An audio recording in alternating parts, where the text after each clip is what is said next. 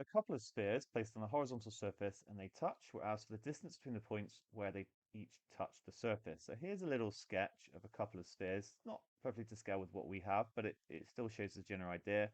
And let's say that this is going to be the ground.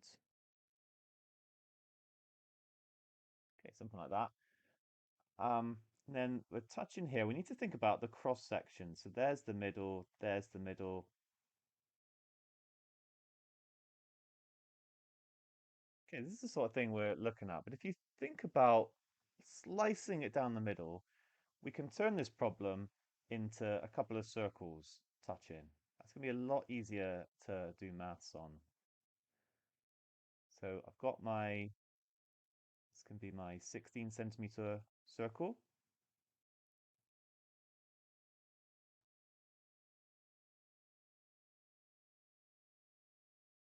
And then that looks a little bit like my 4 centimeter one. Okay, so that is a representation of what we have on the left. And remember, we actually want to find out this distance here. For any sort of question with circles, it's very good to get the radius involved. We know the radius of the first one is 4, so this length is 4, and then the other one is 16.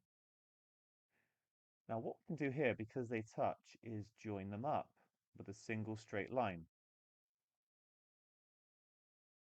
like this. And that must be 20 centimeters. Okay, and using that green line, I can see that I can form a little right angle triangle. So that blue length is actually the same as this blue base of the triangle. And then I'll put in the height as well. And that blue base is what I want to calculate. Now, I have to go up to 16 here, but I have to go up 4 here. So that means the triangle is going to be 12 in height.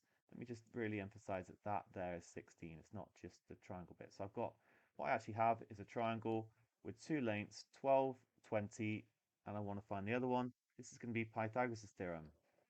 Okay, so if I call this x, then x is going to be 20 squared minus 12 squared square rooted, which is 400 minus 144, which gives square root of 256, which is then 16.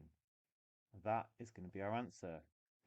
You could also do this by looking at, if you learned that you've got a 3, 4, 5 triangle, got 5 here, um, so this one's going to be 3, 4, and if I multiply by 4, scale it up, I've got 20, I've got 12, and then I've got 16. But I think just applying Pythagoras' theorem is the best thing. So there we go. Good question. Answer 16.